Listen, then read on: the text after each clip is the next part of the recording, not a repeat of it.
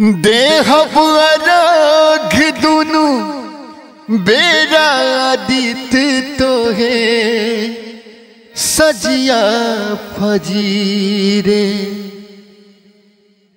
दोसर अर्घ देके मांगब आशीष आके गंगा के तीरे।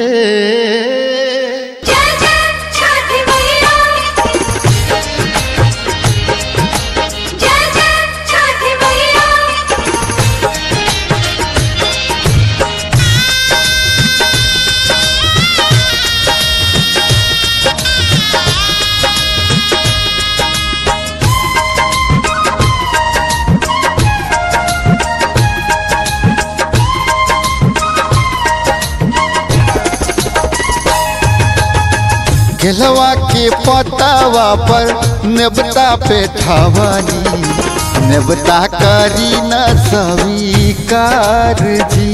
हालिना अरग मोरा आदित्य गोसाइया, बरती के सुनी न पुकार जी।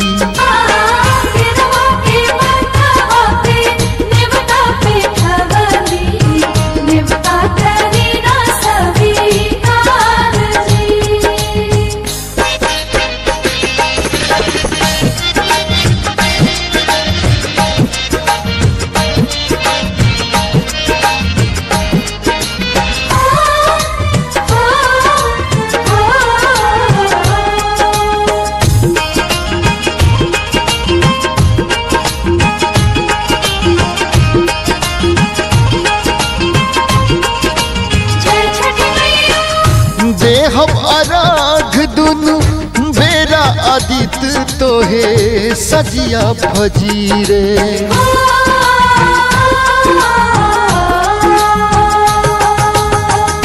दोसर अर्घ देके मांगब आशीष आके गंगा के तीरे।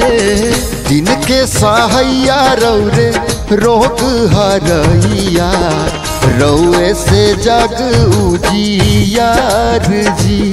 हाँ केलवा के पतावा पर नेवता पे ठावानी, नेवता करी न स्वीकार जी।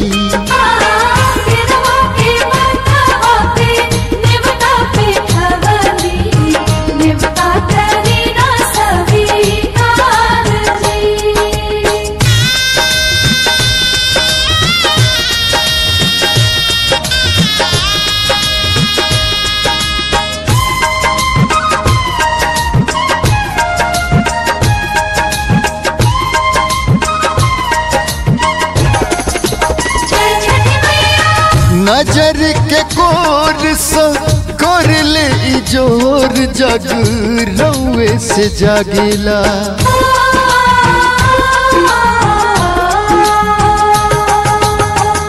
रौए से रात होला, रौए से दिन काल चक्र चलेला।